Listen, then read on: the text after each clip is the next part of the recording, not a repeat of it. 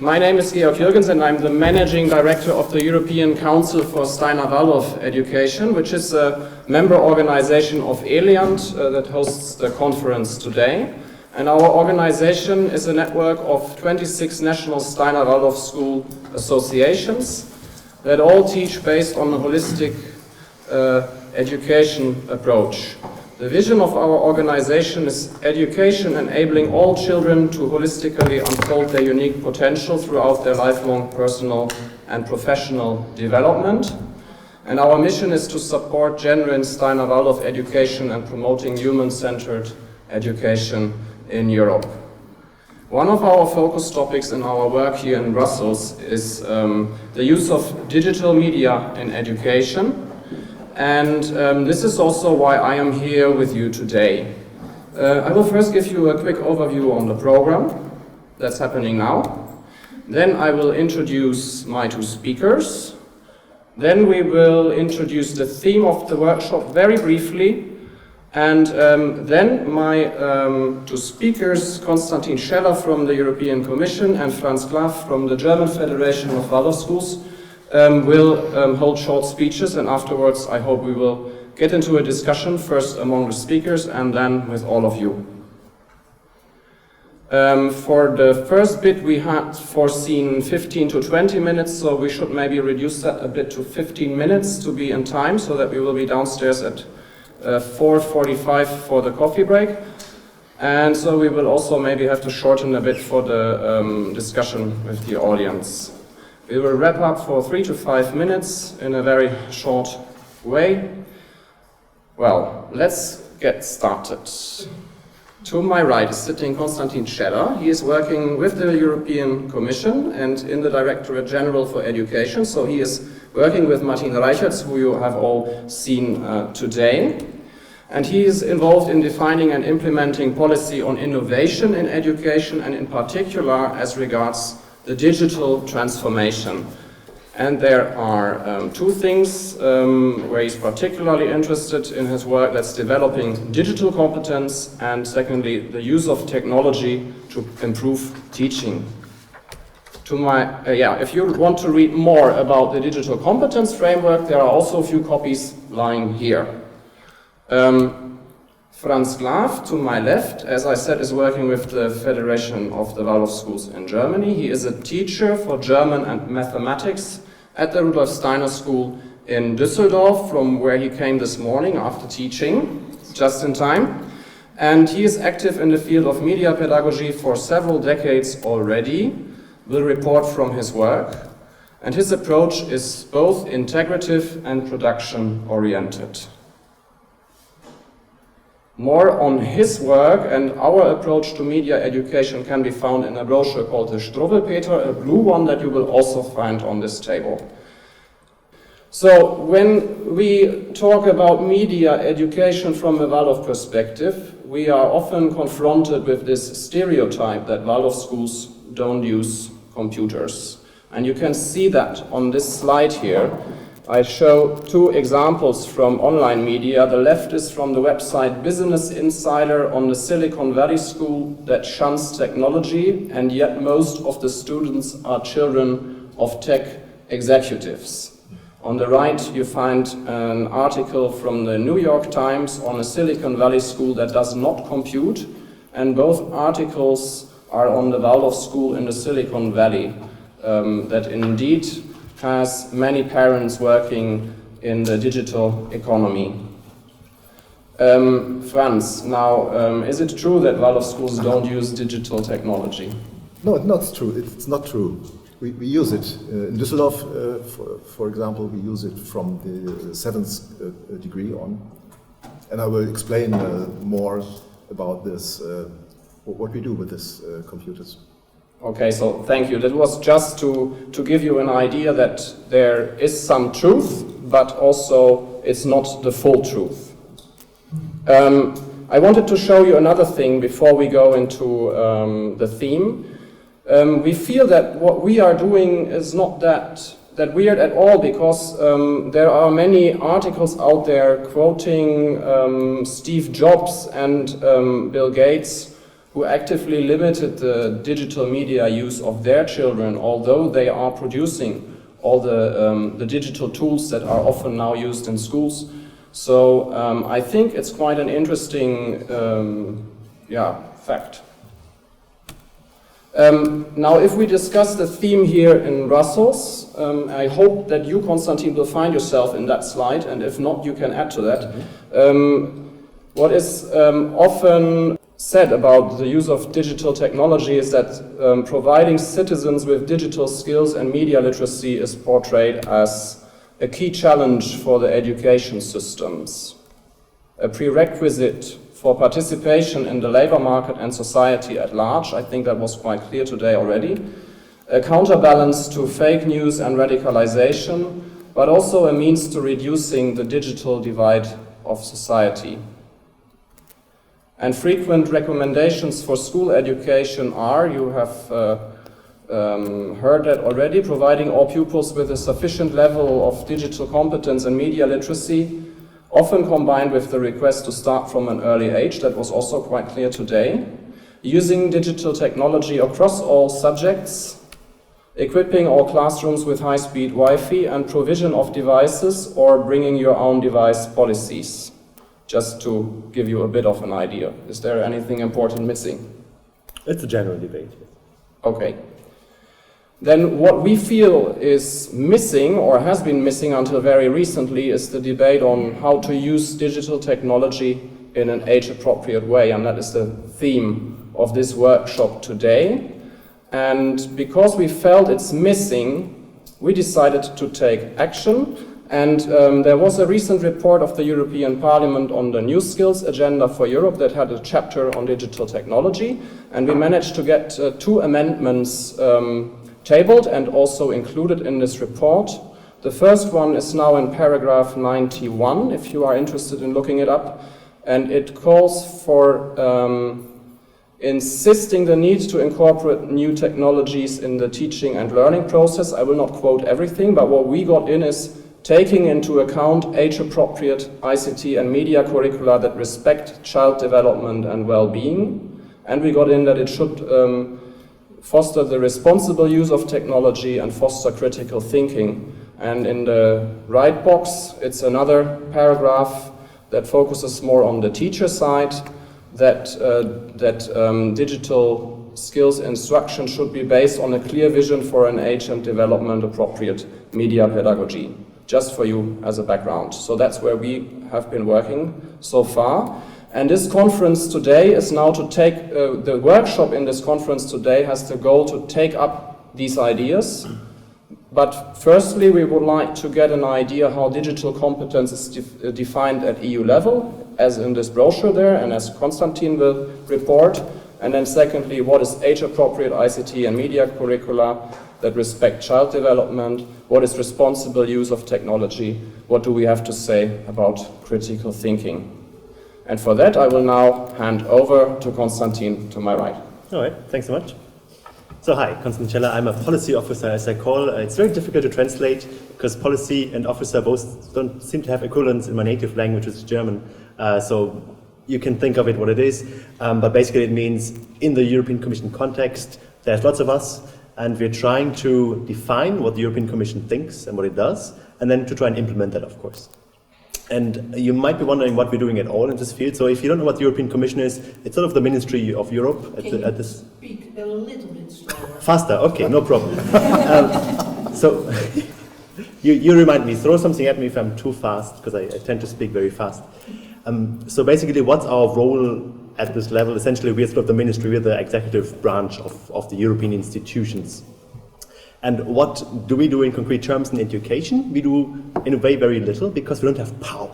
We don't decide what's happening. So we're in a context of what's called subsidiarity. We're supporting what the member states want to do, the EU member states, of course, and partner countries such as the EEA countries, Norway and so on, or even the Eastern European Partnership countries.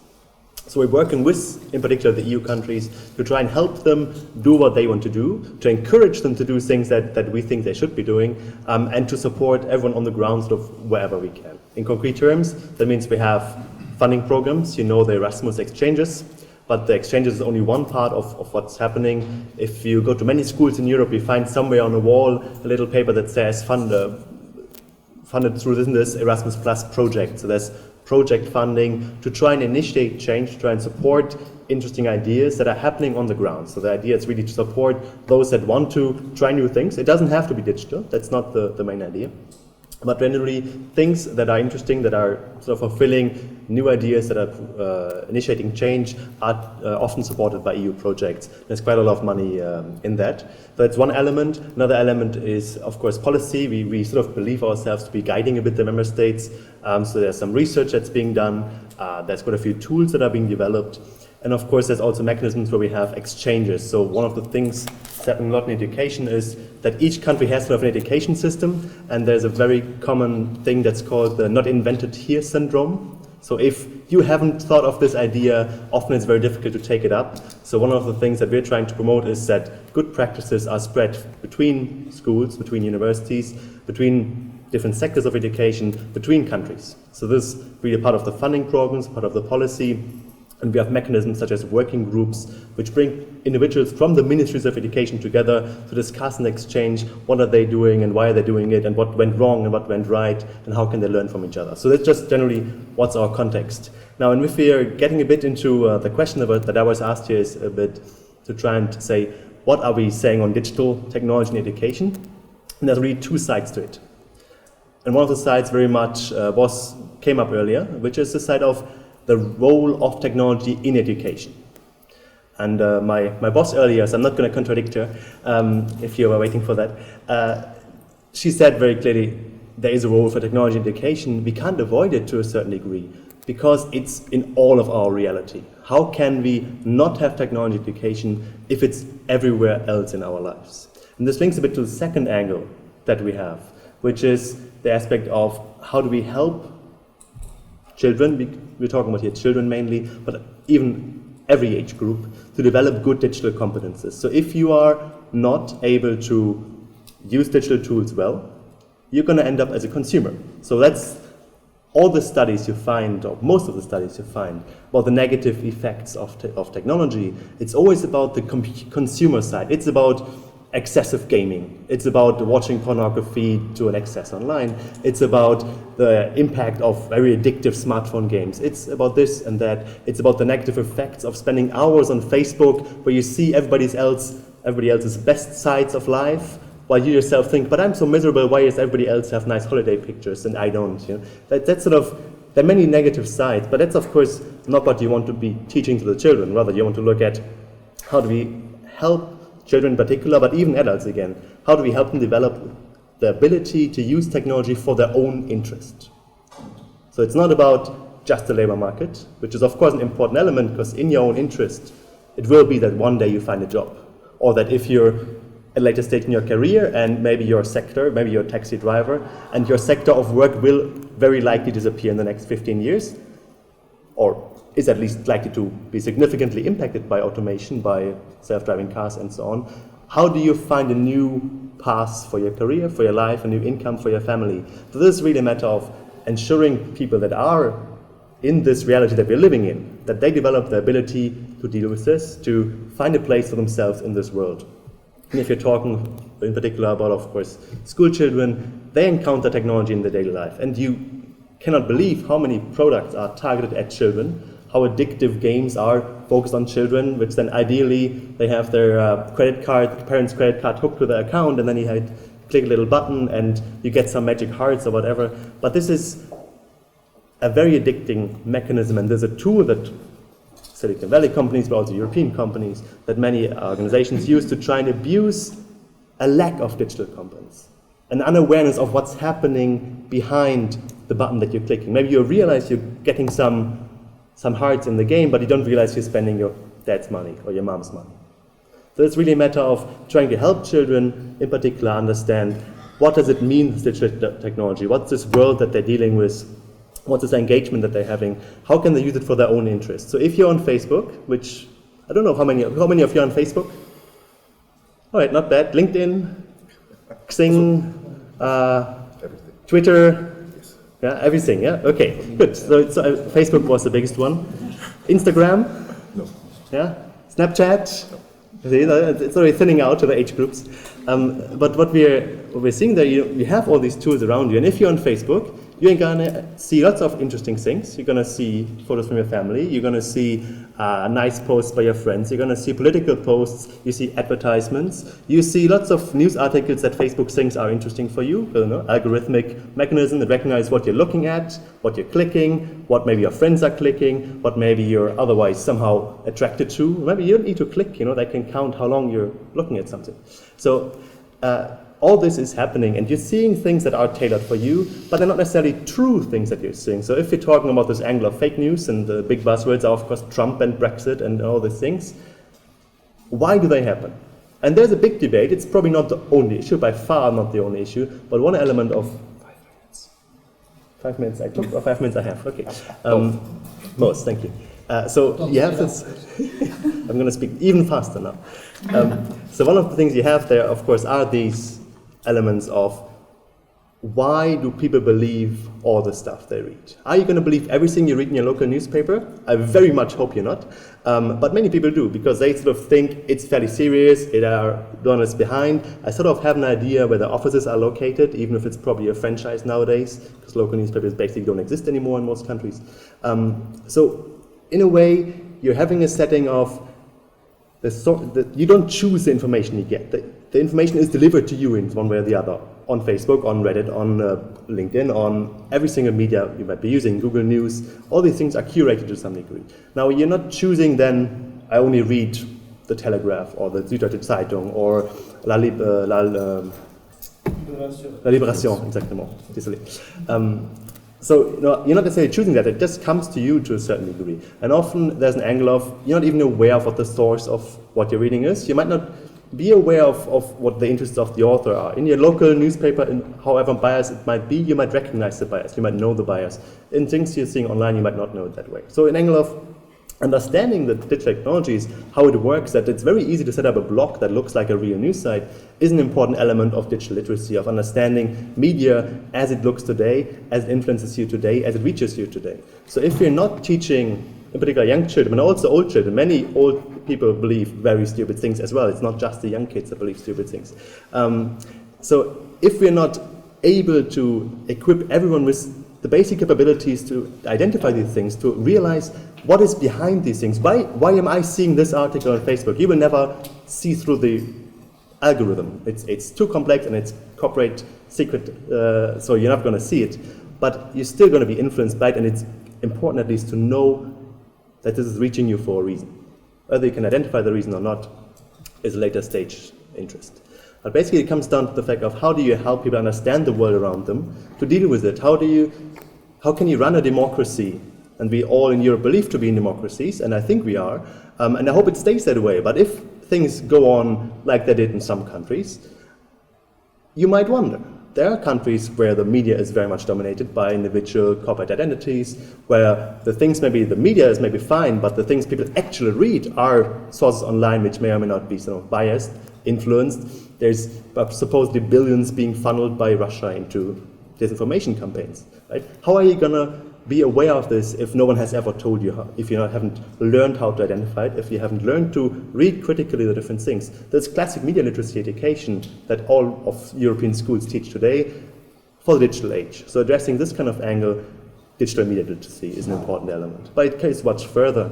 If you're using banking online, which you very likely are or will be in the future, this is something that will impact you. If you use your smartphone, you have location settings on, you have to be aware of what happens with this data to a certain degree. So all that angle of, that basically comes to the point, we should be equipping our citizens with digital competences. And then the key question, of course, for this panel is where or when do you start?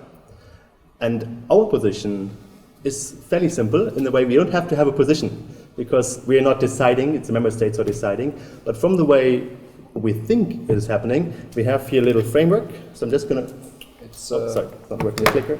Right, so we have a little framework that has been developed. It's not redefining digital competence, it's rather, it's a suggestion, it's a framework, a reference framework the member states can orient themselves on to try and identify what does it mean to be digitally competent. Because you get this question, if you say everybody has to be digitally competent, what does it mean? And it means you have to have the ability to be able to identify information and data literacy, to detect what's wrong, what's right.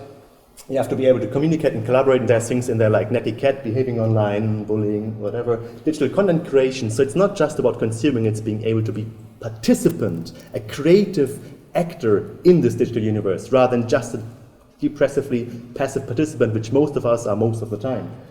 Safety, of course, is a huge issue, and problem solving. So it's really about using technology to solve the problems you have, to address issues that you identify. This is really the key element. There's 21 competence in there. I'm not going to go in those, but you can read this. It's lying here and it's online. But it's not us identifying the thing. There's a few levels to it. So if you want to look at this, it's a matter of you can get to different stages, but it's a bit too complex now. And of course, we're looking at not just everybody. So that was a digital competence framework you just saw for everybody. But you also want to look at if you want to teach digital competence in school, how do you address the teachers? How do you help the teachers become the best they can be in this field? How do you help them develop the abilities that they should have, or would like to have, or would best have to be an impactful educator in the digital age, in using technology, in teaching about how to use technology? And there's even a framework for digital competence for educators that we have developed. But it's not about us teaching what has to be done. It's a very general, very generic framework. I think it will be hard to disagree with it to a large degree because it's very generic. But it's a matter of guiding implementation in the member states that are trying to figure out what's the right thing to do. So it's a matter of finding the right frame. So this is why I'm showing this digital competence for educators framework. I think it's to identify that it's different for every group you're talking to. It's different for a 2-year-old, what you want to teach them, than for a 15-year-old, or for a 21-year-old, or for a 28-year-old, or for a 45-year-old, or for a 70-year-old. Everyone sort of can benefit from having digital competences because the digital is just all around us. And you will vote online, you will file your taxes online. All these things are really good to do. It helps you save time, it helps you do things more effectively, it helps you be quicker, waste less time, it helps you save costs for the public sector and so on. And all these things are sort of fairly good. So it's good for us, but we have to know how to do it well to not become passive consumers. And so that's just essentially to come to the point of at what age, because that's sort of the burning question here. I think it's sort of whenever the kids start using it. Walk on a place to try and reach a certain location by taking different separate steps. And so it's a matter of trying to find for each level the right way of approaching it. But I think if a 2-year-old is in reality using technology at home, how can you not also help them understand the technology? Because parents often don't know how to teach it. So I think there's a responsibility for school systems to not ignore this reality. Thank you. Thank you very much, Konstantin. Now, I don't want to go into a discussion now, but is there any clarifying question? Did you understand everything? Oh, just an additional question. Does the European Commission also do research on this topic? So we don't do basic research because that's like research as in trials with children. That's not our role as psychologists across Europe. We're funding lots of research through our research funding programs. What we're doing at a European level is we do a lot of meta studies. So underlying this digital competence framework is a lot of meta study work, looking at existing frameworks, looking at the evidence of hundreds of studies that have been done, what's it that people have to know, what's it. And there's similar other frameworks. I just go one page further because I have mentioned it. It's a tool for schools, for example, trying to analyze how do you get a digitally competent organization. So it's a self-assessment tools called Selfie that each school can take for themselves. It's not yet completely public, but it's basically an element of what's an organization that's digitally competent. And it's not our imagination. It's based on hundreds of studies that have been looked at. If you want to have a successfully organization that's successfully integrating digital where it's useful, it's not for its own sake, it's where it's useful, then you have to look at it holistically, and that's sort of where the data comes in. Does that make sense? Thanks a lot. So I will now pass on to Franz, and he will take things from a very practical angle as a teacher. According to that what Mr. Fuchs told us, my childhood was very lucky, and I'm strictly speaking media pedagogue since 1964, because my parents were quite poor, and but I had a lot of siblings, and I had my fantasy.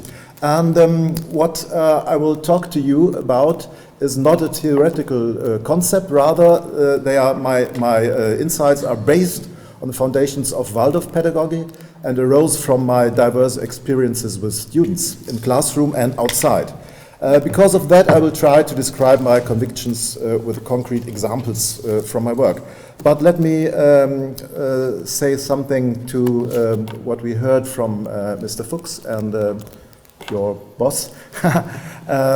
I often hear best childhood is without digital media, but I think childhood doesn't last 18 years. And so the question is, what do we do in the classroom where childhood ends? And more important, what do we do outside the classroom? And I think a lot of teachers, they have a wrong idea from good school education in the sense of Hattie. What I see is very often the opposite, and they turn around good education at 180 degrees. What do? They are going with the students into a room, they closing the doors and windows, they letting the world outside, and they're showing a movie, and students have their heads on the table, there's no interaction, nearly no activity, no contact to the world, and nobody is interested in what the students did in the classroom. And that's not media pedagogy. I have 5 convictions. An approach to media pedagogy which would lead to a self-determined life ought to meet the following 5 criteria. First, it should be based on an age-appropriate curriculum. That's our issue. It should be integrated into the academic subjects. It should support child development. It should be creative and not passive. And it should have a connection to the world at large. To the first point, self-determined life. I will show you at an example Wikipedia. So, when a student in the 8th grade asks, may I use Wikipedia for my biography project? There are many wrong answers in my eyes. 2 of them are yes and no. The better answer would be, learn to use Wikipedia properly so that you can judge yourself the soundness of the information. And so that it's clear at the end, Wikipedia is a good introduction to research, but never its end. This is Joshua from the 11th degree. And Joshua, he got this book, Parsival. It's a book with 544 pages of challenging, sophisticated, complex language. And I gave this book to the pupils. And 4 boys came to me and said, Mr. Glaw, let's be honest, you know us, we can't do it. We can't read all these pages. But could we make a radio feature questioning what this works means to other people instead? So you have to know, we did a lot of radio features before. And that was what they did. They attended theater performances, spoke with actors, dramaturgs, directors, and spectators. They worked about 50 hours in 6 weeks. In the end, they completed a 10-minute feature, and the radio station invited them to the local studio. And this is Joshua in the local studio from Antenne Düsseldorf. This is the Moderator, there's me. And 16,000 people listened to the 1-hour broadcast. There was a lot of positive feedback. Ultimately, they were the ones in the class who worked most intensively and who were most proud of their work. They grew from their task. Yes, 1 more minute for an additional note. Last week, I was filling in for an 8th grade class teacher. On the last day, students were supposed to get into groups and make a newspaper page, radio feature, or TV news show for their teacher, who wasn't there. And at the end of the lesson, some of the students said to me, it's unfair that one group is allowed to continue working in the TV studio during our break. And again, I experienced that suction emerges, there's no need for pressure. That's the way to make media pedagogic, senseful. Okay. So, thank you so much, Franz. Was everything clear to everybody? Because then we would now go into the discussion between the 2 speakers. I had prepared 6 questions for each of you, but we might want to skip some of those to allow all of you to also ask questions that you might have. But before, I would like to ask you, Franz, do you have any immediate reactions to what you have heard from Konstantin? Yes, most of the points I agree. Yeah, it was very good and, in my opinion, complete overview. In the past, I focused only on particular aspects, and so it gave me a lot of more aspects. Thank you. And the same question to Konstantin. Any immediate reactions or questions to Franz? I can only give a thanks back for being. I mean, this is sort of the example we're trying to help. You know, this is a good model of how to teach media literacy, how to teach digital media literacy even. How do you spread this to other people that might want to do this in their classrooms? That's a really great approach. So let's see what's next. Well, Franz, do you agree to how the Commission defines digital competence? Basically, yes, but I would add something. Before using digital media, it's necessary to be able to make the corresponding analogous experience. And I disagree with the request as soon as possible. Not at all. So we have to... Can you repeat the definition, please? He showed us before. I will go back to the slide. Sorry, it takes a second. Voila.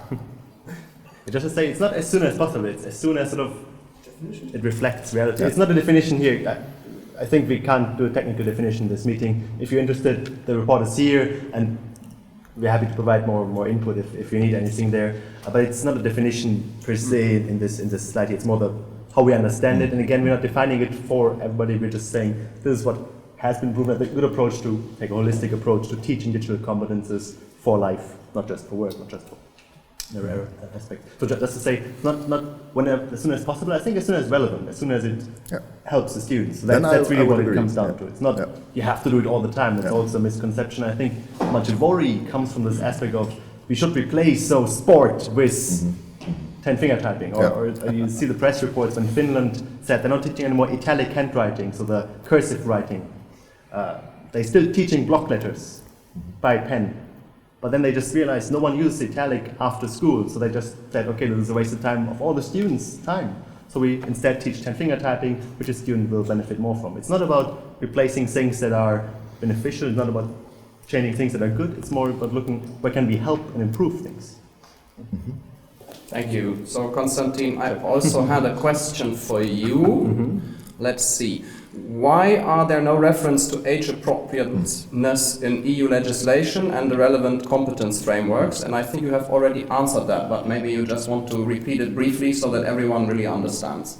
Yeah, because we have a really easy time if we're not making the actual curriculum and we say you should try and make it relevant where you can make it relevant. Use it where it can be a good tool to improve teaching, where it's relevant for teachers, where teachers have the skills, where it's relevant for students, where you have the devices available and so on. So use it where it's useful, use it where it's beneficial, where it improves things, doesn't just replace things that you could do otherwise. Thank you so much. So I will skip this bit because we have talked a lot on what is age appropriate from both of you we have heard. To Konstantin, is there anything that policymakers in Europe could learn from the Waldorf approach presented here? Well, at European level, we can always learn a lot because we're not usually in the practice, so we don't know exactly what's happening in the classroom most of the time. But if you take policymakers across Europe, I think that's more the interesting one. And there definitely Waldorf has very interesting things to offer. What you have is epochen, I don't know what the English word is. Block periods. Block periods, okay. Learned something new today.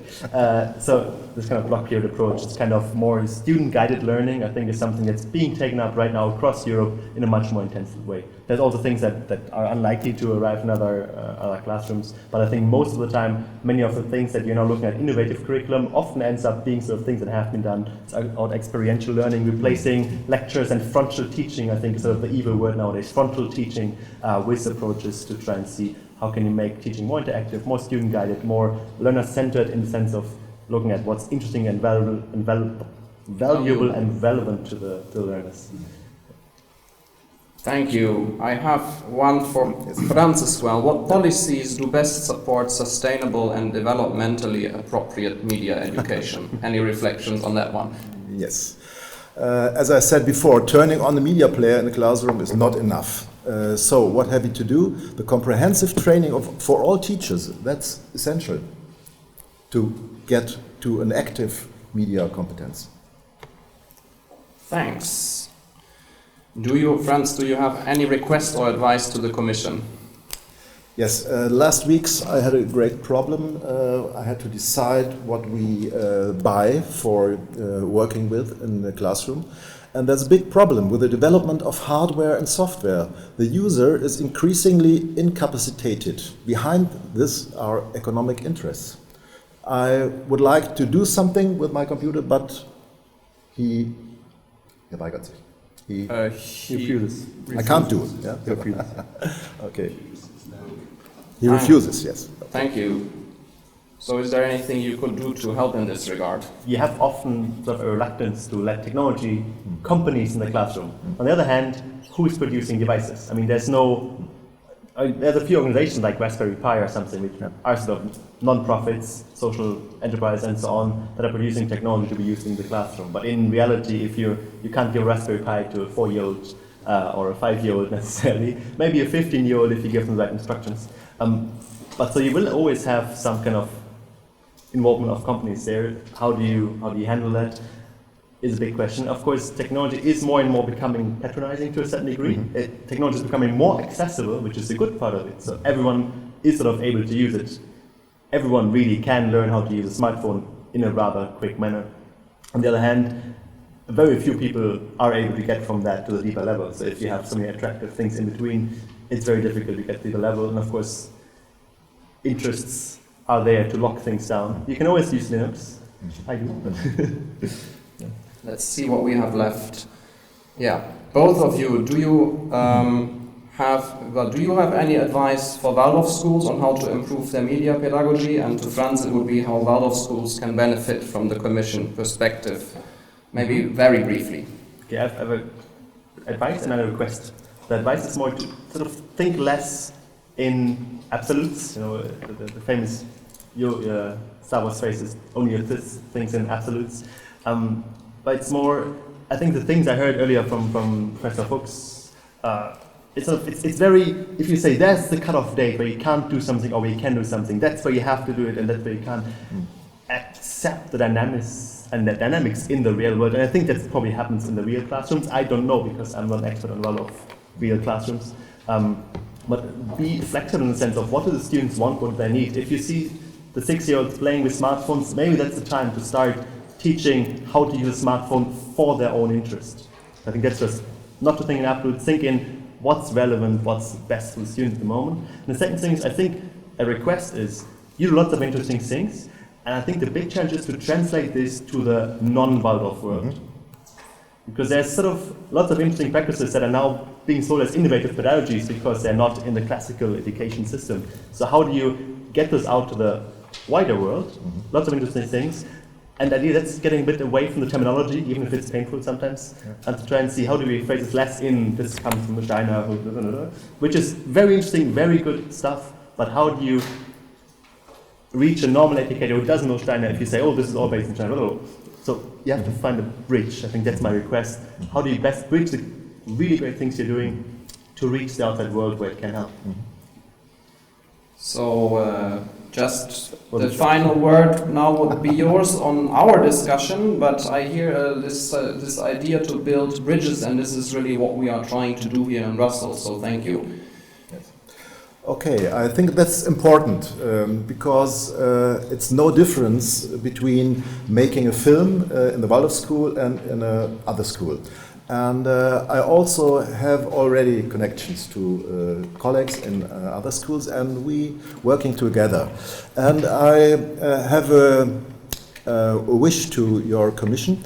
I always make the same experience in my own school when I talk to my colleagues. They are not really interested and they don't believe what I say. If I go to another school, they are excited and they hear what I say, and the Commission's views are more persuasive than those of individual colleagues. And I think this is a great opportunity and responsibility. If we tell you something and you tell it to other schools and even to the Waldorf schools. You can always try. Okay. Thank you so much, Franz. We will now go into the discussion, but we will do this in a structured way to also... I know we don't like the word of efficiency, but I would like to bring you into a discussion among yourselves before you will address your questions to the panel.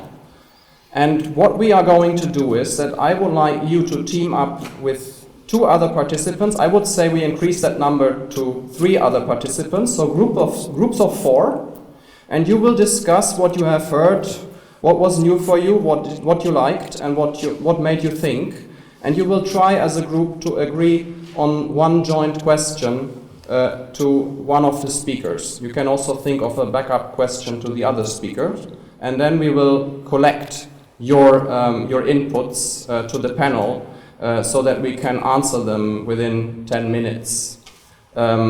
So we will start the clock now, and I would like to ask you to form small groups, sit together as you want, maybe with your neighbors, and in 5 minutes we will ask you to report back what are your questions.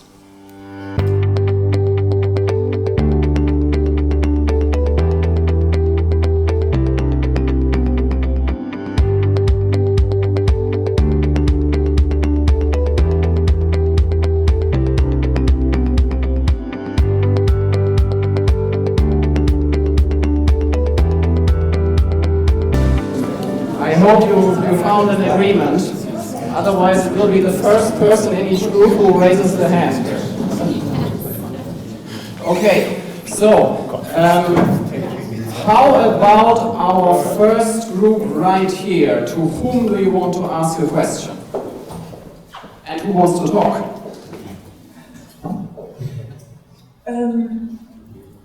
Yes, we still kind of black holing the story how to teach teachers for this to teach children critical thinking and appropriate use of responsible. That was critical and responsible. Yes. I'm coming from Germany, and for example, there a lot of money is spent to the schools for hardware, but we saw that the main problem is that there are no teachers who are really, or only some of them, who are really trained to lead the children in the right way. And this is a question of the policy, that you make possible that there are possibilities to learn these things so that they are not coming on top, but that they are part of the whole teacher training and the further teacher training. That was one question, and the other was, I missed one point in your first 5 points. You called it 5 areas. That's the critical and responsible use. And in a lot of other papers, even from the Commission, you can find these things. So that's also the second question. Yeah, the critical and responsible use, that's in there. It's just not in the 5 header section, but it's in safety a bit, the critical use, and it's in the constructive use and so on. So it's in there. I would have to show you the details, but it's in there. I can promise you that that's encouraged. The other thing is, of course, the resources. We're trying at European level to do some things, but we're not really supposed to do that always because it's a national competence education, so we cannot decide for member states what they should do. There's a few online courses at European level which sort of do teacher training, lots of projects that are do teacher training for digital competence in particular, and for digital pedagogies. But also, for example, in Germany, you now have a new digital strategy in education of the government and the Länder, where the central government is providing €5 billion for infrastructure and other things, and the Länder have to add teacher training. So I think it's a shift in the last 10 years from a very strongly encouraged approach of counting devices, measuring internet speed, towards much more holistic approach. And that's really what we are also encouraging, is to look holistically, and teacher training is in every document we produce right now, usually at the center. So. Franz, you have signaled the urgent need to say something. Yes, but I will talk in German and then that will translate.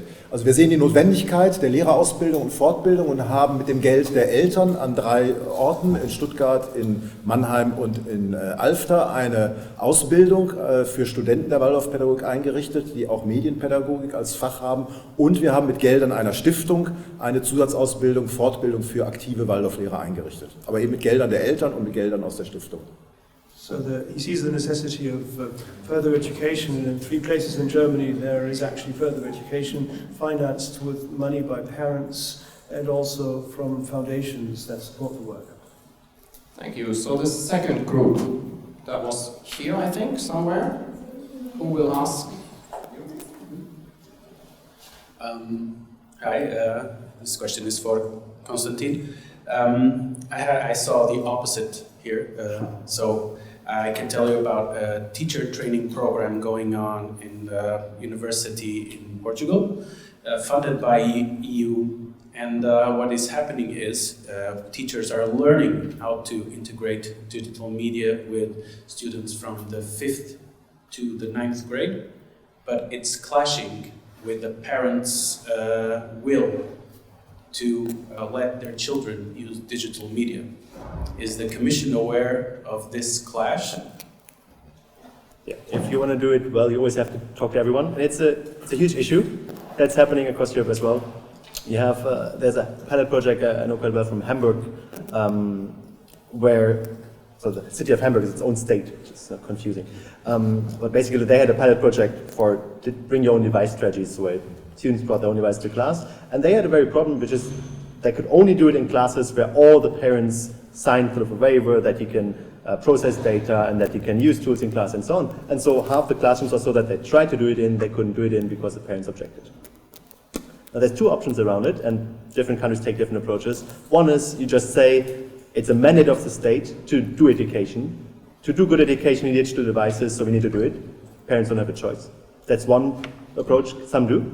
Another approach is to say we need to talk to everyone, involve everyone, and explain to everyone why it's relevant, why it's interesting, and also hear what they're concerned about. So you have lots of people who are concerned about and say, oh, kids should go more in the forest. I want them to go to the forest. Well, the question then might be for the teachers and school leaders to talk with these parents and say, look, our mission here is to have a certain curriculum to teach certain things to your school. Why didn't you go with your kids to the forest? Now, that's maybe a question to ask, but in general, the question is, you can either take a top-down approach, some countries do that, some states do that, or you can take a bottom-up approach and say, we're all working together, we need to convince rather than impose. At EU level, we don't have the mandate either way, but it's both happening, and of course, in the end, in the long term, it's probably not going to be an issue anyway, because everyone is sort of aboard slowly more and more. And I would like to give the last group the chance to talk. And it will be... You were a separate group? Yes. Oh, I'm very sorry. Then I will suggest we collect the two questions you have, then we jointly answer them, and then we will do only a very, very, very short wrap-up in 10 sentences for each of the speakers. Okay? So I collect the two questions now. We would like to talk about the reference funds to the analog preceding the digital, because that's very much in line with what Professor Fuchs said just earlier on. And if you look at the discussion about digitalization and media use, it's almost as if we're preparing children for a digital world, while we're also living in an analog world. So how can we maybe shift the discussion to the primary focus on the digitalization to a balance between analog and digital use and perception of the world? Thank you, and then we collect the second question.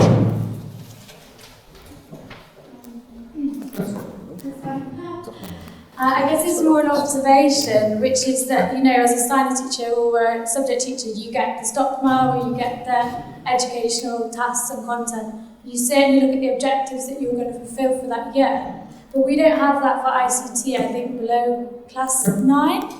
So what we need to do is write that, but I think this is an interesting conversation to have, and this is obviously an interesting conference to be at, but we need to kind of step now into making that document, into making those objectives that are maybe agreed nationally or internationally or whatever, because we can talk for a long time, but we actually need to do something, because obviously the children are using technology already. It's not really a question, it's more an observation. We need to do something. That's good. And that means we only need one answer. Also ich möchte was sagen zu dem Verhältnis von digitaler und analoger Welt. He wants to say something about the analog and the digital world. Ich habe ja deutlich gemacht vorhin, dass ich viele Dinge, die üblicherweise gemacht werden, um 180 Grad herumdrehe. Das heißt, wenn wir mit digitalen Medien arbeiten, arbeiten wir nicht in der Schule, sondern in der Regel draußen. Das heißt, wir fragen uns, welches Thema ist von Interesse für die Menschen, die in der Umgebung der Schule, in der Elternschaft, aber auch darüber hinaus, in der ganzen Stadt, welches Interesse gibt es da? Und dann gehen wir raus und machen Radiosendungen, Zeitungsartikel oder Filme und zeigen die der Öffentlichkeit und bekommen dadurch ein Feedback. Das heißt, wir müssen uns mit der analogen Welt auseinandersetzen, insbesondere, vielleicht erstmal das. Yeah. So he's already said that he likes to turn things around. So he's not doing things digitally in school, but he's going out into the world, talking with people on the street. What are their interests in actually out there in the analog world to proceed from there. Und die Schüler machen dabei dann unter Zuhilfenahme der digitalen Medien all die Erfahrungen, von denen der Professor Fuchs gesprochen hat. So in doing that, the students are experiencing all those analog experiences that Professor Fuchs talked about just a couple of hours ago. Ganz besonders interessant ist dann, wenn man recherchiert, nicht übers Internet aus dritter oder vierter Hand, sondern quasi an die Quellen geht. And particularly it's interesting if you then do research not through the internet or third sources, but you really go to the sources themselves and talk to them. Now, thank you all very much. It was really very inspiring for me, and I think for you too as well. And I would like to give the two of you the chance to wrap up in one sentence, telling us what you will take from this workshop. And the good thing for all of you, if you still have any burning questions to the two, they will be sitting on the panel. So no worries. You will still have the chance to talk. Konstantin, what is it that you take from here? One sentence. Lots of interesting things happening, lots of engagement. Digital analog, absolutely not exclusive. That's something that's, I hope everyone understands that they're synergetic, that they're both real, that they're both there, that they both have to be addressed. And there's still lots of questions also to be asked, how to do this in practice, of course. Thank you. Thank you so much. It was a pleasure having you here. And Franz?